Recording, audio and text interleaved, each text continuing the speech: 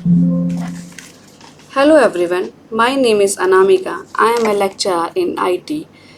Today we are going to start about the software engineering. This subject is very important for computer science and IT students because it teaches how to design, develop and maintain the software in a systematic way. So let us begin a journey into a software engineering step by step. Contents जो आज हम पढ़ेंगे, what is a software engineering, characteristic of software engineering, की principle of software engineering, importance of software engineering, what is the SDLC and phases of the SDLC. What is a software engineering? Software engineering से समझने से पहले हमें थोड़े से concepts जो हैं वो क्लियर करने चाहिए कि प्रोग्राम और सॉफ्टवेयर इंजीनियरिंग में डिफरेंस क्या होता है. बेसिकली प्रोग्रामर जो होता है वो जस्ट राइट अ कोड, मतलब वो कोड लिखता है, लेकिन सॉफ्टवेयर इंजीनियरिंग में कंप्लीट द प्रोसेस, मतलब पूरे प्रोसेस को कंप्लीट किया जाता है, जैसे कि उसमें डिज़ाइन करना, कोड करना, टेस्ट करना और उसे मेंटेन करना.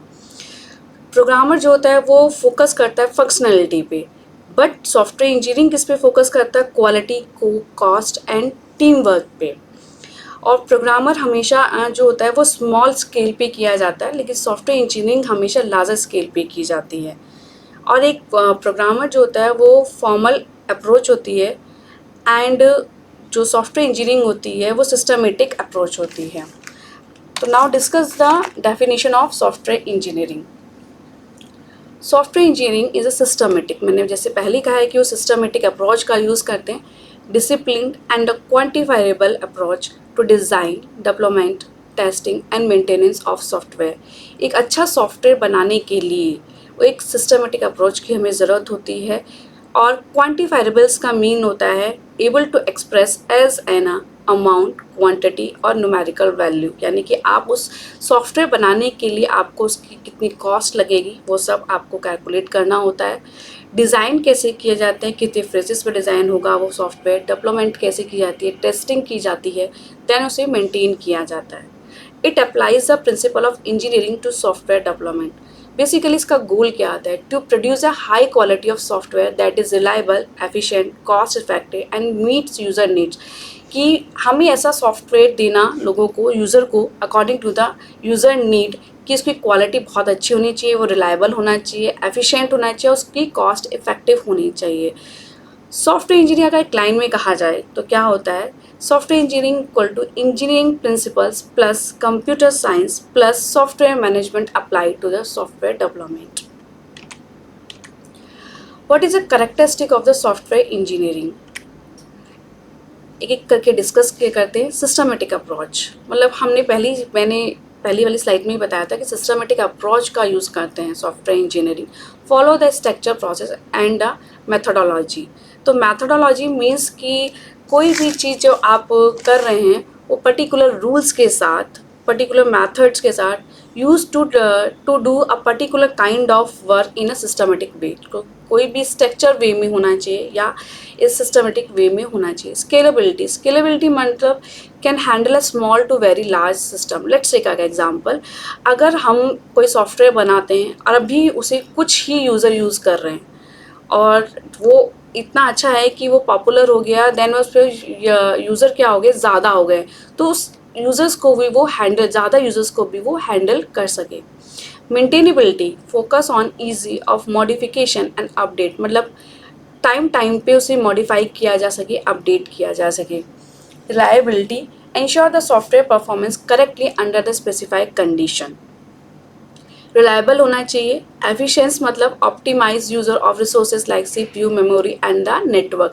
ज़्यादा से ज़्यादा हम जो रिसोर्सेज यूज़ कर रहे हैं वो ऑप्टिमाइज होने चाहिए, यूज़ होनी चाहिए, एफिशिएंसी यूज़ होनी चाहिए. अब की प्रिंसिपल ऑफ सॉफ्टवेयर इंजीनियरिंग कौन कौन से हैं? पहला चीज़ रिक्वायरमेंट. आपकी रिक्वायरमेंट्स क्या हैं? Clearly understand what the software is suppose to do and problem it's needs to solve. सारी रिक्वायरमेंट्स पहले से ही क्लियर होनी चाहिए. Design and architecture, planning the overall structure of the system, how the different part will work together before writing lots of code. मतलब आप जब design कर रहे हैं, ओवरऑल स्ट्रक्चर को जब डिज़ाइन कर रहे हैं तो उसके हर पार्ट के बारे में आपको वो कैसे एक डिफरेंट पार्ट जो है वो कैसे एक दूसरे से लिंक है,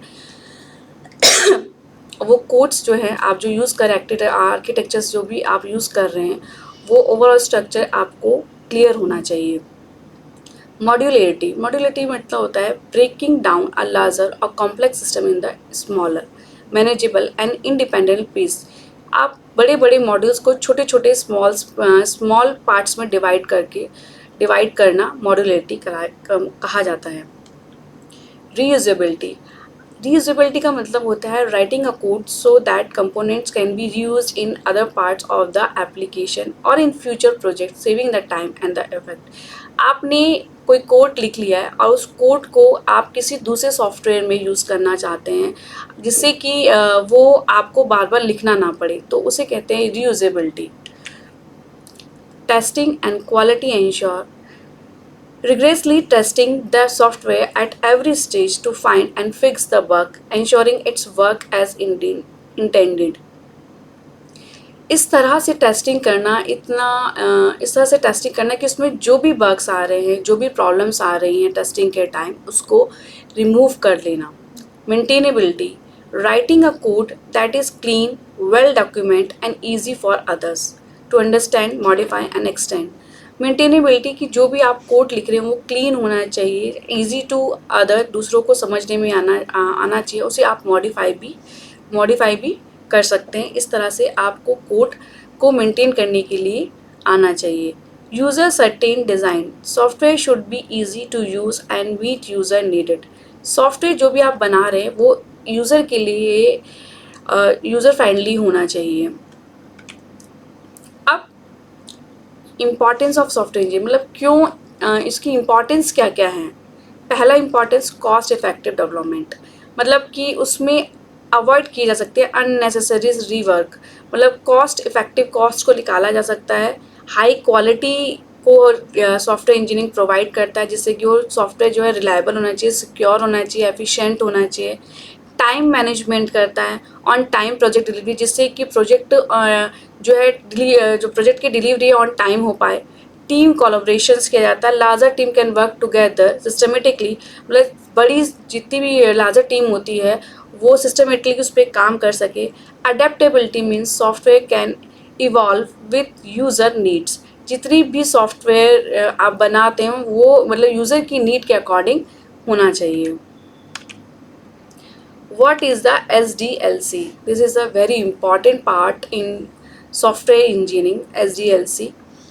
SDLC क्या होता है? बेसिकली इसकी फुल फॉर्म होती है सॉफ्टवेयर डेवलपमेंट लाइफ साइकिल।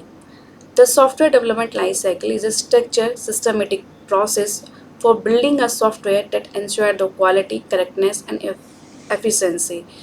तो सॉफ्टवेयर डेवलपमेंट लाइफ साइकिल जो है एक स्ट्रक्चर और सिस्टमेटिक अप्रोच है जो कि सॉफ्टवेयर को इंश्योर करती है कि उसकी क्वालिटी सही है, करेक्टनेस सही है और एफिशिएंसी को अच्छे से यूज़ करती है।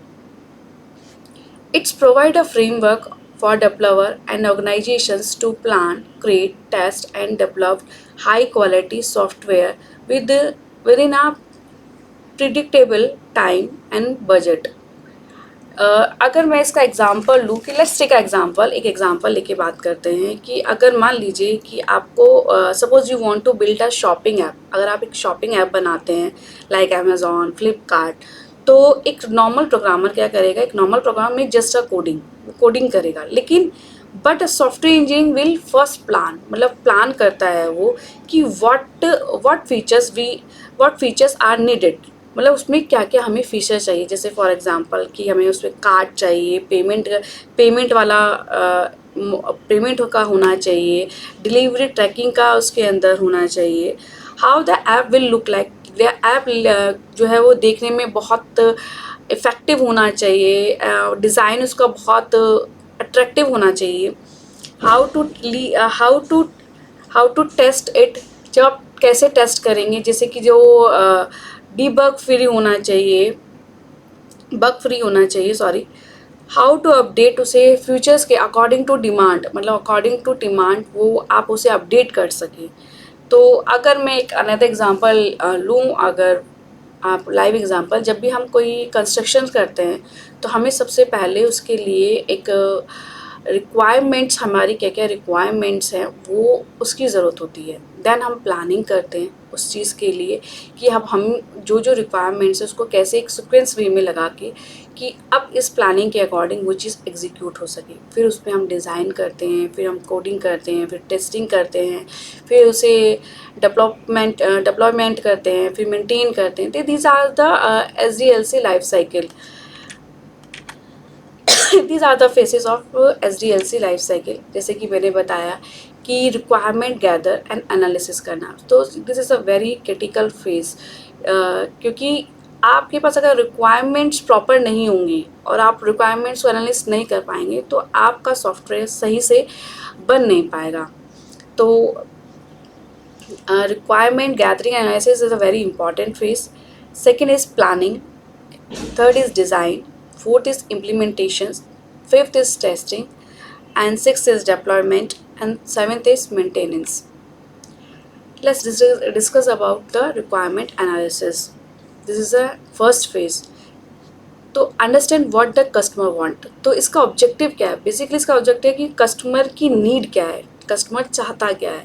तो इसके अंदर हम क्या क्या एक्टिविटीज़ कर सकते हैं। तो collect the requirement from stakeholders. हमें मतलब स्टेक होल्डर जैसे कि क्लाइंट, यूज़र, बिजनेस एनालिस्ट, इन लोगों से आप रिक्वायरमेंट गैदर करेंगे कि आपको मतलब कस्टमर जो चाहता है वो आप इन लोगों से मिलकर आप चीज़ों को इंफॉर्मेशन को गैदर कर सकते हैं। Identify the functional. And functional means they are the two types of functional होते हैं। एक तो नॉर्मल फंक्शनल होता है, एक नॉन फंक्शनल होता है। तो फंक्शनल मतलब होता है कि what the system should do, मतलब सिस्टम के अंदर आप जैसे कि आपने कोई ऐप, जैसे मैंने अभी एग्जांपल लिया था कि आप एक ऐप बनाना चाहते हैं, तो शॉपिंग ऐप बनाना चाहते हैं, तो उसमें जैसे कि आपको फंक्शन दिया है कि कार्ट का फंक्शन दिया है, पेमेंट का फंक्शन दिया है, डिलीवरी ट्रैकिंग का फंक्शन दिया है। तो these are the function. But non functionals कौन से होते हैं कि अब उसकी परफॉर्मेंस कैसी है, वो सिक्योरिटी कितना प्रोवाइड करता है, वो कितना रिलायबल है। तो these are the non functional. Document everything in a software requirement specification. अब जो भी चीज़ आप जितनी भी आपने एनालिसिस करी है, जो भी इंफॉर्मेशन गैदर करी है, वो आप क्या करेंगे, एक डॉक्यूमेंट के रूप में उसको तैयार करेंगे। आपके और कस्टमर के बीच में एक तरह से जो डीलिंग है अब वो वर्बली ना होके डॉक्यूमेंट में होगी। तो सॉफ्टवेयर रिक्वायरमेंट स्पेसिफिकेशन एक तरह का डॉक्यूमेंट होता है जो कि जिसमें सभी तरह की रिक्वायरमेंट्स को, सारे कस्टमर की जो भी नीड्स होती हैं उन्हें लिखकर एक डॉक्यूमेंट तैयार कर दिया जाता है। Second phase is planning. Objective to define the how, when, by whom and what cost of software will be built. मतलब कैसे, कब, और ये आपको ये जो प्रोजेक्ट है उसकी पूरी प्लानिंग करनी होती है कि भाई कैसे करना है, कब करना है, उसकी कॉस्ट कितनी आएगी। तो इसमें कुछ की एक्टिविटीज़ हैं, जैसे कि फॉर एग्जांपल रिसोर्सेज प्लानिंग। हमें क्या क्या रिसोर्सेज की ज़रूरत होगी। आइडेंटिफाई द टीम, पहले टीम को आइडेंटिफाई करना पड़ेगा।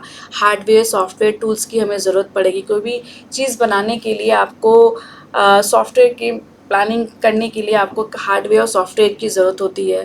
एफर्ट द एस्टिमेशंस कि टीम और ह्यूमन्स रिसोर्सेज की कितनी की रिक्वायर्ड है, हमें कितनी टीम बनानी है, कितने ह्यूमन रिसोर्सेज हमें चाहिए। Techniques like a functional point analysis and wide band Delphi are use. आप कौन कौन से फंक्शनल पॉइंट आप एनालिसिस के लिए ज़रूरत होती है। कॉस्ट एस्टिमेशन निकालना पड़ता है विद द हेल्प ऑफ कि प्रोजेक्ट का कितना बजट लगेगा ओवरऑल, इसमें कितने रिसोर्सेज यूज़ होंगे, कौन कौन से टूल्स यूज़ होंगे। तो with the help of cost estimation आप with the help of coco model, जो कि एक इसी के अंदर सॉफ्टवेयर इंजीनियरिंग के अंदर आप आगे पढ़ेंगे कि जिससे कि कॉस्ट एस्टिमेशन निकाला जाता है। शेड्यूलिंग कि क्रिएटिंग अ प्रोजेक्ट टाइमलाइनिंग, मतलब आप timelining with the milestone and deliverable using the chart like a Gantt chart. तो बेसिकली एक शेड्यूल तैयार किया जाता है कि आपका जो प्रोजेक्ट है वो पूरे टाइमलाइन के अंदर कंप्लीट हो जाएगा। Risk management, identify the potential risk, जैसे टेक्निकल, शेड्यूल, कॉस्ट, कितना टेक्निकल रिस्क रहेगा, उसका कॉस्ट कितनी रहेगी। प्लानिंग मिटिगेशन स्ट्रेटेजी का आप यूज़ करते हैं। Third phase is system design. Objective convert the requirement into the blueprint of the system. Just let's take कि आप सीधा सीधा बिल्डिंग तो खड़ा नहीं करते हैं, आपको उसके लिए एक मॉडल की ज़रूरत होती है, एक डमी की ज़रूरत होती है। तो वो डमी आप जब बनाते हैं तो आपको पता चल जाता है कि भाई हमने जो कंस्ट्रक्शंस किया है कि उसमें कोई कमी तो नहीं रह गई है, अगर कोई कमी है तो उसे आइडेंटिफाई कर लेते हैं। तो उसी तरह हमें एक ब्लूप्रिंट की ज़रूरत होती है सिस्टम डिज़ाइन करने से पहले। तो उसके अंदर कौन कौन सी एक्टिविटीज़ आप यूज़ करते हैं? High level designing architecture, define the modules, components, data flow. तो हाई लेवल डिज़ाइनिंग में आपको क्या क्या बताना होता है? मॉड्यूल्स बताने होते हैं, कंपोनेंट्स बताने होते हैं, और जो भी आप प्रोजेक्ट डिज़ाइन कर रहे हैं उसका डेटा फ्लो आपको तैयार करना होता है। लो लेवल डिज़ाइनिंग में होता है कि एल्गोरिथम आप कौन सा यूज़ कर रहे हैं, किस किस जो अभी कोडिंग कर रहे हैं वो पाइथन में कर रहे हैं, जावा में कर रहे हैं। डेटाबेस स्कीमा, आप डेटाबेस स्कीमा कौन सा यूज़ कर रहे हैं, यूआई डिज़ाइन कौन सा यूज़ कर रहे हैं। आइडेंटिफाई द टेक्नोलॉजी, कौन कौन सी टेक्नोलॉजी, जैसे कि मैंने बताया कि आप कौन सी जावा में यूज़ करें, पीएचपी, पाइथन, जो भी आप यूज़ कर रहे हैं वो आपको आइडेंटिफाई करना पड़ता है। फ्रेमवर्क पूरा तैयार करना होता है, ठीक है, कौन कौन से टूल्स आप यूज़ कर रहे हैं। तो जैसे कि आउटपुट के लिए DFD, ER diagrams, UML diagrams, these are the output. आप आउटपुट के थ्रू आप इसको दिखा सकते हैं। Implementation coding, write the actual code for the system based on the design. अब बेसिकली डिज़ाइन का फेस आ गया, आपको इसमें अब कोडिंग करनी है, आपको अब कोडिंग लिखनी है प्रॉपर। अभी तक प्लानिंग का फेस चल रहा था, अब तक आपने इंफॉर्मेशंस को गैदर किया था, रिक्वायरमेंट्स को गैदर किया था। अब बेसिकली डिज़ाइनिंग के अंदर कोडिंग में अब आपको इम्प्लीमेंट करना है, जो भी सॉफ्टवेयर आप आपको इम्प्लीमेंट करना है। Developer right the code using the programming language, जिस प्रोग्रामिंग लैंग्वेज में आप काम करना चाहते हैं उस प्रोग्रामिंग लैंग्वेज में वो कोड लिखता है। Follow the coding standard, naming the conventions and the best practice, use a version control system, ठीक है, जैसे कि सोर्स कोड आप लिखते हैं इस तरह से। टेस्टिंग ऑब्जेक्टिव, इसका ऑब्जेक्टिव क्या है? Ensure the software work correctly and meet the requirement. तो जब आप कोड कोई तैयार कर लेते हैं, कोई इम्प्लीमेंटेशन करते हैं, तो फिर आप उसको टेस्ट करते हैं। तो टेस्टिंग्स भी क्या होती है कि बेसिकली टेस्टिंग भी कई तरह की होती है। यूनिट टेस्टिंग होती है, इंटीग्रेशन टेस्टिंग होती है, सिस्टम टेस्टिंग होती है, यूज़र एक्सेप्टेंस टेस्टिंग्स होती हैं। तो टेस्टिंग्स का मतलब होता है कि जो चीज़ आपने बनाई है उसमें किसी तरह की प्रॉब्लम तो नहीं है, किसी तरह का बग तो नहीं आ गया है, तो ये सब चीज़ चेक करनी होती है टेस्टिंग फेज़ पे हमें। तो टेस्टिंग इंडिविजुअली, यूनिट टेस्टिंग का मतलब होता है कि जब आप कोई प्रोजेक्ट बनाते हैं तो आप उसको छोटे छोटे पार्ट्स में, यानी कि छोटी छोटी यूनिट्स में उसको डिवाइड कर देते हैं और इंडिविजुअली उन कंपोनेंट्स को आप टेस्ट करते हैं। इंटीग्रेशन टेस्टिंग मतलब टेस्ट कंबाइंड द मॉडल, जो भी आपने यूनिट टेस्टिंग करी है उसको आप कंबाइन कर देते हैं, इंटीग्रेशन कर देते हैं और फिर उन्हें टेस्ट किया जाता है दोबारा। Then system testing, test the whole application. अब पूरी टेस्टिंग्स को, मतलब जितना कंप्लीट आपका प्रोजेक्ट है उसको टेस्ट किया जाता है। यूज़र एक्सेप्टेंस टेस्टिंग का मतलब finally testing with the customer. अब आप जब आपका पूरा कोड तैयार हो गया है उसके बाद फाइनली आप उसको कस्टमर पे फाइनली टेस्टिंग करते हैं, ठीक है। तो आउटपुट इज टेस्टेड सॉफ्टवेयर, जैसे कि बग फ्री होना चाहिए, ये मैंने आपको पहले ही एक्सप्लेन किया था। ऑब्जेक्टिव डिप्लॉयमेंट मतलब कि जब आपका पूरा टेस्टिंग फेज़ भी कंप्लीट हो गया है, कोडिंग फेज़ भी कंप्लीट हो गया है, नाउ आपका अब प्रोजेक्ट पूरी तरह तैयार हो गया, delivery the software to the customer और रिलीज़ टू द मार्केट में रिलीज़ करने के लिए आपका सॉफ्टवेयर तैयार हो गया। तो आप उसमें कौन कौन सी एक्टिविटीज़ करेंगे? Install the software on client system और सर्वर, या तो क्लाइंट सिस्टम पे आप इसे इंस्टॉल करेंगे या सर्वर पर। Provide the user training and manual, आप उसे प्रोवाइड करेंगे ट्रेनिंग की भी, उसको कैसे चलाया जाता है, कैसे एक्सेस किया जाता है। May be done in a face, ठीक है, और उसके कई सारे फेजेस। फुल रिलीज़ उसको करेंगे, जैसे लाइव सॉफ्टवेयर सिस्टम आप उसको दिखाएंगे। Maintenance objective, keep the software useful, update and error free after the deployment. जब आप डिप्लॉयमेंट कर देते हैं तो सॉफ्टवेयर को मेंटेन करना एक बहुत इंपॉर्टेंट फेस होता है, जिससे कि according to the user need आप उसको सॉफ्टवेयर को अपडेट कर सकें, उसको एरर फ्री कर सकें। Fixing the bug reporting by the user, जो भी आपको यूज़र प्रॉब्लम बता रहा है उसको फिक्स कर सके। एडिंग अ न्यू फीचर्स, आप उसके अंदर कोई भी नया अपडेशन, जैसे कि फॉर एग्जांपल व्हाट्सएप का एग्जांपल लेते हैं। पहले व्हाट्सएप पे आप चैट करते थे, फिर चैट के बाद उसमें कॉलिंग का फीचर ऐड किया गया, दैन उसके बाद उसमें AI का फीचर ऐड किया according to the demand, according to the user demand, updating the software for new hardware और ऑपरेटिंग सिस्टम चेंजेस। मतलब अब जैसे कि आपको पता है कि हम लोग के पास जो सिस्टम्स है वो हर दिन अपडेट होते जाते हैं, हर दिन उनके अंदर कोई ना कोई चेंजेस कर दिए जाते हैं, परफॉर्मेंस इम्प्रूवमेंट, और सॉफ्टवेयर जो भी है उसकी परफॉर्मेंस आपकी अकॉर्डिंग टू द टाइमली वो अपडेट की जाती है, परफॉर्मेंस को इम्प्रूव किया जाता है। तो updated and improved the software is output. Thank you, thank you everyone.